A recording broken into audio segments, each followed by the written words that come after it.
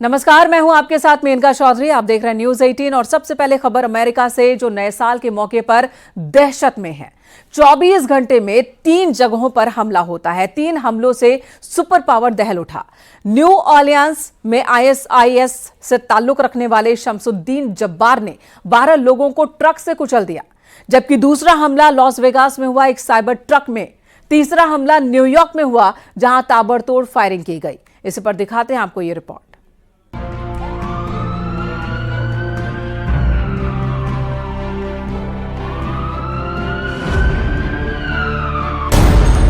नए साल में दहल उठा अमेरिका।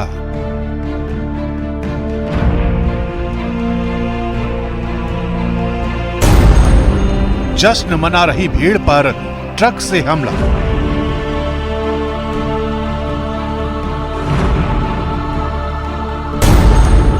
हमले के पीछे आईएसआईएस की साजिश का शक।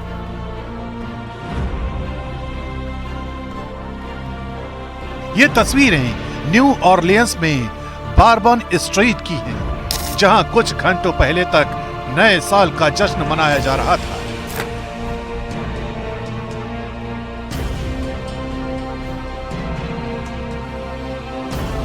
लेकिन उस वक्त ये जश्न काफूर हो गया जब जश्न मना रही भीड़ के खिलाफ इस ट्रक का किसी आत्मघाती मशीन की तरह इस्तेमाल किया गया। जानकारी के मुताबिक इस हमले में 10 से ज्यादा लोगों की मौत हो गई है, जबकि कई लोग घायल हो गए हैं, जिनका इलाज अस्पताल में चल रहा है। It started at about 3:15. It did involve a man driving a pickup truck down Bourbon Street at a very fast pace, and it was very intentional behavior. This man was trying to run over as many people as he possibly could. शुरुआती जानकारी में पता चला है कि इस हमले को अंजाम देने वाले शख्स का नाम शमसुद्दीन जब्बार है, जिसे पुलिस ने मुठभेड़ में मार गिराया है। इसकी गाड़ी से आईएसआईएस का झंडा भी बरामद हुआ है। यही वजह है कि इसे सीधे तौर पर आतंकी हमले से जोड़कर देखा जा रहा है। अमेरिका की संघीय जांच एजेंसी के मुताबिक इस हमले के पीछे शमसुद्दीन के अलावा कई और लोग भी हो सकते हैं, जिनकी तलाश शुरू कर दी गई है। हम ये नहीं मानते कि शमसुद्दीन जब्बार बॉर्बन स्ट्रीट पर हुए हमले के लिए अकेले जिम्मेदार था। हम हर सुराग की तलाश में लगे हैं, जिसमें उसके सहयोगी भी शामिल हैं। इसलिए हमें लोगों की मदद की जरूरत है। हम पूछ रहे हैं कि बीते 72 घंटों में क्या किसी की शमसुद्दीन जब्बार के साथ कोई बातचीत हुई?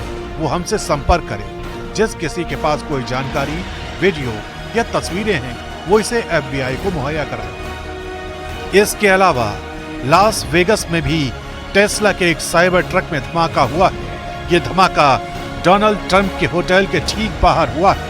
यही वजह है कि इस सारे घटनाक्रम को आतंकी हमले से जोड़कर देखा जा रहा है। खुद अमेरिका के राष्ट्रपति जो बाइडेन ने भी हमलों के पीछे आतंकी साजिश का शक जताया है।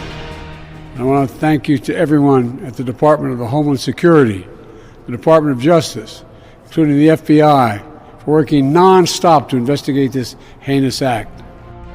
ये सब कुछ ऐसे वक्त में हुआ है जब अमेरिका में 20 जनवरी को डोनाल्ड ट्रंप दूसरी बार राष्ट्रपति पद की शपथ लेने जा रहे हैं। डोनाल्ड ट्रंप अपने भाषणों में कई बार रेडिकल इस्लाम जैसे शब्दों का न सिर्फ जिक्र कर चुके हैं, बल्कि माना जा रहा है कि दूसरी बार सत्ता संभालने के बाद डोनाल्ड ट्रंप अमेरिका में मुस्लिम समुदाय को लेकर कड़ा रुख अपना सकते हैं।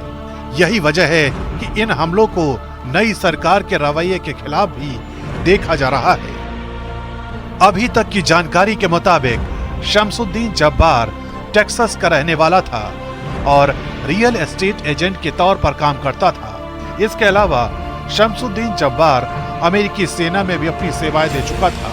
अमेरिकी सेना में शमसुद्दीन ह्यूमन रिसोर्स और IT स्पेशलिस्ट के रूप में सेना में काम कर चुका था। इसके अलावा इसके ट्रक से पुलिस को कई हथियार भी बरामद हुए हैं। पुलिस के मुताबिक शमसुद्दीन ज्यादा से ज्यादा लोगों को मारना चाहता था। Last night we had over 300 officers out here. And because of the intentional mindset of this perpetrator who went around our barricades in order to conduct this. फिलहाल अमेरिकी जांच एजेंसियां इस मामले की सारी कड़ियों को खंगालने में जुटी हैं। ऐसा इसलिए भी है क्योंकि चंद दिनों बाद ही अमेरिका में डोनाल्ड ट्रंप सत्ता संभालने जा रहे हैं।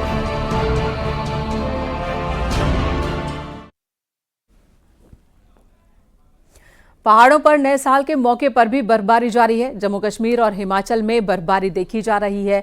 कश्मीर आने वाले कुछ दिनों तक कश्मीर में भी बर्फबारी जारी रहेगी। पहाड़ों पर बर्फबारी का असर मैदानों में भी दिख रहा है। उत्तर भारत में यूपी, दिल्ली समेत दूसरे इलाके ठंड की आगोश में हैं।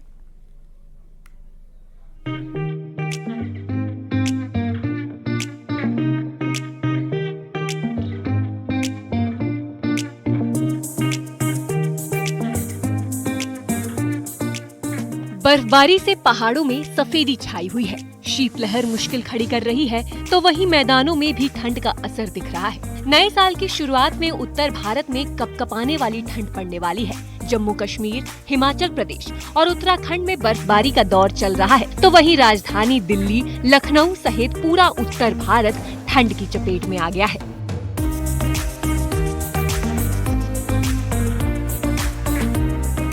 कश्मीर घाटी में बर्फबारी से पारा लगातार गिरता जा रहा है, जिसकी वजह से कंपकपाने वाली ठंड पड़ रही है। गुलमर्ग में तापमान -10 डिग्री जा चुका है। तस्वीरें देखिए, जहां तक नजर जाएगी बस बर्फ ही बर्फ दिखाई पड़ेगी। वादियां पूरी तरह बर्फ की आगोश में है, जिसकी वजह से बिजली, पानी की सप्लाई में दिक्कतें भी आने लगी हैं। लेकिन यहाँ सैकड़ों की संख्या में सैलानी पहुँचे हुए हैं जो बर्फ का लुत्फ ले रहे हैं। जम्मू कश्मीर में बर्फबारी का मौसम आगे भी बने रहने के संकेत मिल रहे हैं। मौसम विभाग के मुताबिक 5 और 6 जनवरी को जम्मू कश्मीर के ऊंचाई वाले इलाकों में बर्फबारी होगी। एवलॉन्च की भी चेतावनी जारी की गई है। पूरी घाटी में शीतलहर का प्रकोप चल रहा है। बर्फबारी से कई रास्ते बाधित हैं।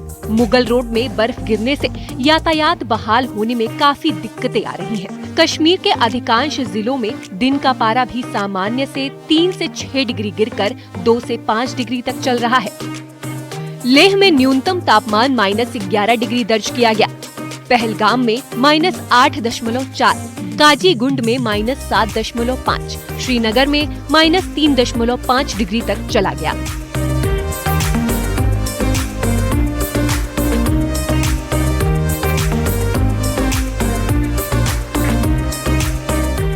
बांदीपोरा में भी मौसम खराब चल रहा है। बर्फ ने सड़कों पर डेरा जमा लिया है। मोटी मोटी परत बिछी हुई है। घर बर्फ से ढके हुए हैं। लगातार हो रही बर्फबारी परेशानी का सबब भी बन रही है। घरों से बाहर निकलना मुश्किल हो रहा है, लेकिन स्थानीय लोग खुश हैं क्योंकि इस बार समय पर बर्फबारी हो रही है, जिससे सेब की पैदावार भी अच्छी हो सकेगी।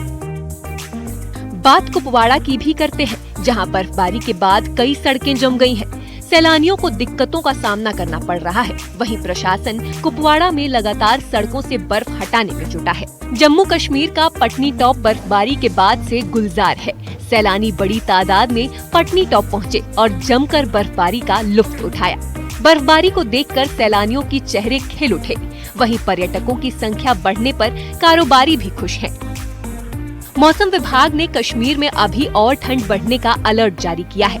बर्फबारी और शीतलहर ने लोगों के लिए मुश्किल खड़ी कर दी है। श्रीनगर के डल झील का कुछ हिस्सा जमा हुआ है। हालांकि झील में कुछ हिस्से में शिकारे चल रहे हैं।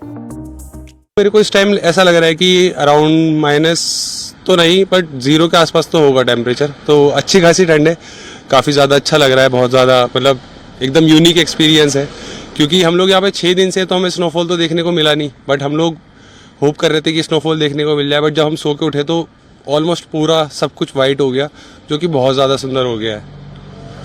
एंड मैं दिल्ली से आया हूँ, तो हमेशा से ड्रीम था कि कश्मीर एक्सप्लोर करूँगा कभी। सो यहाँ आए एंड ड्रीम मतलब सोचा नहीं था कि इतना सुंदर होगा। डोडा में बर्फबारी ने लोगों की मुश्किलें बढ़ा दी हैं। तापमान माइनस में जाने से वाटरफॉल ही जम गया है। वहीं जगह जगह जमी बर्फ को हटाने का काम लगातार जारी है। हिमाचल प्रदेश के लाहौल स्पीति में भीषण बर्फबारी हुई है, जिसकी वजह से हर जगह बर्फ की मोटी परत जम गई है। सड़क, मकान की छत और पेड़ सब बर्फ की सफेद चादर से ढके हुए हैं। लगातार हो रही बर्फबारी की वजह से लाहौल स्पीति में तापमान में गिरावट दर्ज किया गया है। लाहौल स्पीति का तापमान -16.7 डिग्री दर्ज किया गया। एक तरफ पहाड़ों में भारी बर्फबारी दिख रही है तो वहीं मैदानों में ठिठुरन बढ़ गई है। उत्तर भारत में भीषण ठंड का असर देखा जा रहा है। दिल्ली एनसीआर में बारिश भी हो सकती है जो ठंड को और बढ़ा सकती है। बहुत ज्यादा असर है ठंड का। ठंड में हाथ ही सुन पड़े हैं, हाथ काम ही नहीं कर रहा, इस करके काम हो नहीं रहा। दिल्ली में बहुत ज़्यादा ठंड है और ठंड की वजह से अभी हम लोग यहाँ पे सब आग ताप रहे हैं और चाय पी रहे हैं। उठे हैं इसलिए क्योंकि बहुत ज़्यादा ठंड पड़ रही है और आग के बिना तो मतलब ऐसा है कि बाहर तो बड़ा मुश्किल है, ऊपर से हवा भी चल रही है। हालात गंभीर है, बहुत ठंड, कोहरा भयंकर चल रहा है। किस तरह का कोहरा? भयंकर वाला है। किस तरह की परेशानी हो रही है? बच्चों को छोड़ने में, आने जाने में ठंड तो काफ़ी है ही है। दिल्ली में कम विजिबिलिटी की वजह से हवाई उड़ानों पर असर पड़ा है। कोहरे की वजह से विमानों के शेड्यूल में बदलाव किया गया है। यूपी, हरियाणा, बिहार समेत कई राज्यों में घना कोहरा छाया रहा।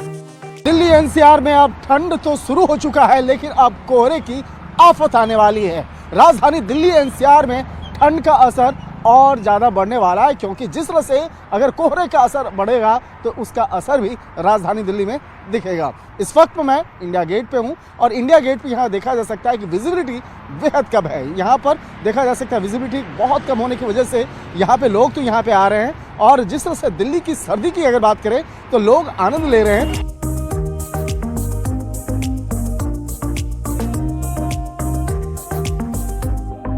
ठंड बढ़ने के साथ साथ कोहरा भी अपने पांव जमा रहा है। अयोध्या सुबह सुबह कोहरे से ढका हुआ दिखाई दिया। कोहरे की वजह से ट्रेन यातायात भी प्रभावित हो रही है। कई ट्रेनें लेट चल रही हैं। अभी कुछ दिन शीतलहर का दौर इसी तरह चलता रहेगा जिससे ठंड अभी और इम्तिहान लेगी। Bureau report, news 18।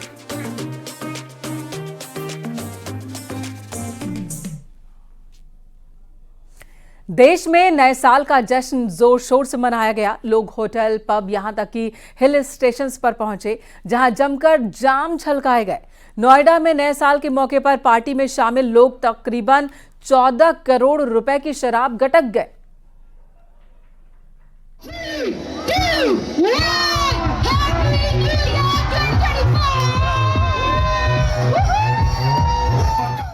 साल 2025 का देश में जोरदार तरीके से स्वागत किया गया।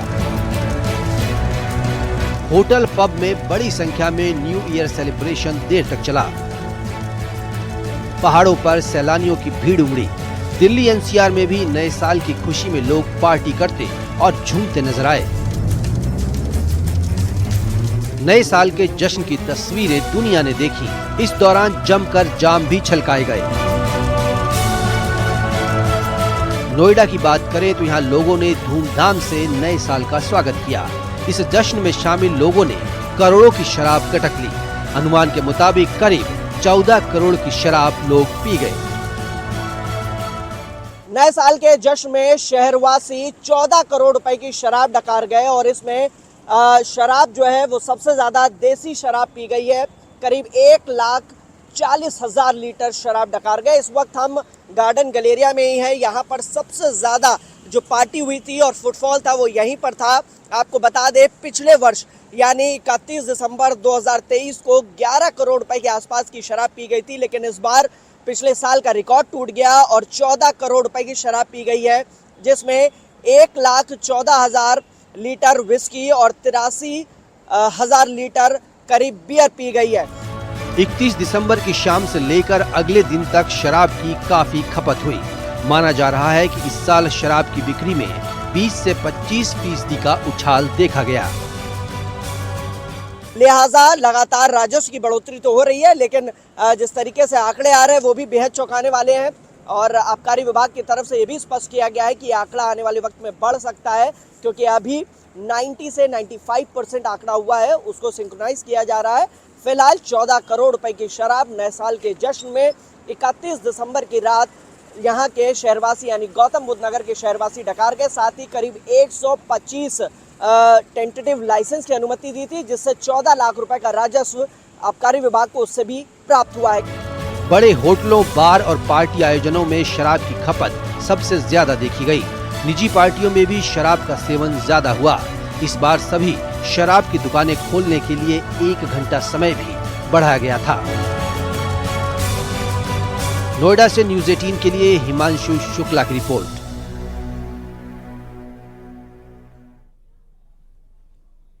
और इसी बीच एक अच्छी खबर, पूर्व क्रिकेटर विनोद कांबली को अस्पताल से छुट्टी मिल गई है। वो ठाणे के प्राइवेट हॉस्पिटल में इलाज करा रहे थे। अस्पताल से बाहर निकलने के बाद विनोद कांबली का अंदाज फिर बहुत जुदा दिखा।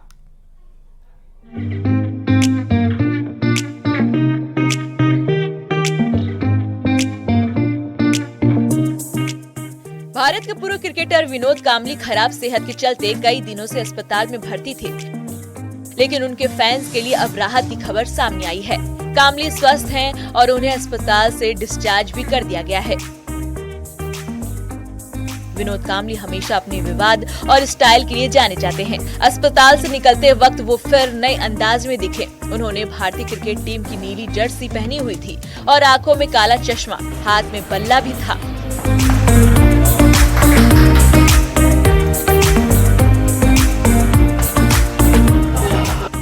अस्पताल के स्टाफ ने उन्हें सहारा देकर गाड़ी में बिठाया, क्योंकि वो ठीक से चल नहीं पा रहे थे। लेकिन कांबली का जोश बरकरार था।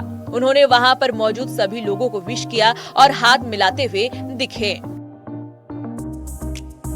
पिछले दिनों विनोद कांबली का अस्पताल के अंदर डांस करने का वीडियो भी सामने आया था। कांबली ने फैंस को शुभकामनाएं देते हुए शराब और नशीले पदार्थों से दूर रहने की अपील की।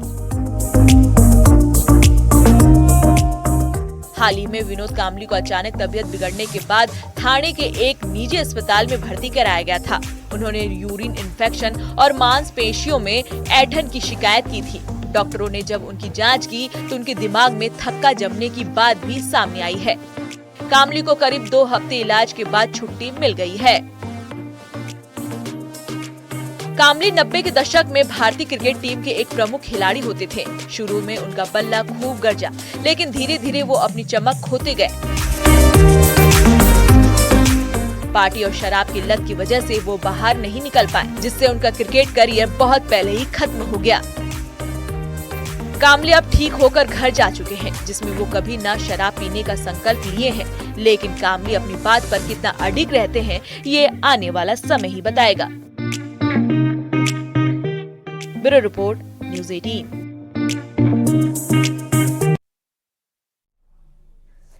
प्रकृति ने उत्तराखंड के पहाड़ों का खूब श्रृंगार किया है और यही वजह है कि देश विदेश से लोग यहां की खूबसूरत वादियों का दीदार करने और साथ ही साथ ट्रैकिंग, कैंपिंग और हाइकिंग के लिए पहुंच रहे हैं। बर्फ गिरने के बाद से ही सैलानियों की भीड़ बढ़ती ही जा रही है।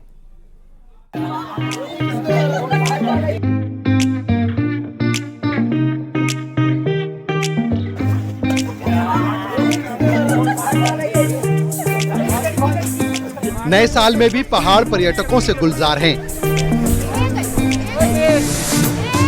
पर्यटन स्थल हर्षिल, दयारा और केदार काठा पर्यटकों से पैक हैं। करीब 5000 से ज्यादा पर्यटक पहुंचे हुए हैं, जो बर्फबारी के बीच कैंपिंग, ट्रैकिंग और हाइकिंग का मजा ले रहे हैं। तस्वीरें बयां कर रही हैं कि किस तरह पहाड़ की वादियों में पर्यटक लुत्फ ले रहे हैं। पहली बात तो इससे सुंदर कोई वैली ही नहीं है। बहुत सुंदर है ये जगह। मतलब यहाँ पे इतना पीस है, पर स्नोफॉल के बाद से और ज़्यादा अच्छी हो गई है। बस यहाँ पे प्रॉब्लम है क्या, यहाँ पे पानी जम जाता है। यहाँ पे अगर पानी ना जमे तो उसके अलावा कोई प्रॉब्लम ही नहीं है। और यहाँ के लोगों की एक खास बात यह है कि यहाँ के लोग जो है बहुत अच्छे हैं, नेचर वाइज और कोऑपरेटिव भी बहुत हैं। तो मैं कहना चाहूँगा कि आप हर्षिल वैली और उत्तराखंड जरूर घूमने आए। केदार काठा में सूर्य उदय का नजारा पर्यटकों को अपनी ओर आकर्षित करता है। पर्यटकों की बढ़ती तादाद से होटल कारोबारियों के चेहरे भी खिले हुए हैं। वहीं प्रशासन भी लगातार शीतकालीन पर्यटन व्यवसाय को बढ़ाने पर जोर दे रहा है। केदार काठा में सबसे जो मेन जो दृश्य है वो सूर्योदय का है। सूर्योदय यहाँ का भव्य और बड़ा दिव्य है और उसको देखकर पूरे पर्यटक मोहित हो जाते हैं। और हमारे होम स्टे वालों के माध्यम से, टूर ऑपरेटरों के माध्यम से, सभी एजेंसियों के माध्यम से सभी पर्यटकों की सुव्यवस्थित मेहमान नवाजी की जा रही है। हमारा ये प्रयास है कि ये जो लोग टूरिस्ट आ रहे हैं उनको जितनी भी संभव सुविधाएं हैं वो हम दें और हम दे भी रहे हैं, और ये हमारा प्रयास रहेगा। हमारा प्रयास है, हम चाहते हैं कि बाहर के टूरिस्ट पूरे शीतकाल के दौरान जनवरी, फरवरी, मार्च में यहाँ आते रहें। उत्तरकाशी में आने वाले पर्यटक यहाँ की हसीन वादियों को देख काफी खुश नजर आ रहे हैं और यहाँ के पर्यटक स्थल पर्यटकों की पहली पसंद बनते जा रहे हैं और हर साल पर्यटकों की तादाद में लगातार इजाफा हो रहा है। न्यूज़ 18 के लिए उत्तरकाशी से बलबीर परमार की रिपोर्ट।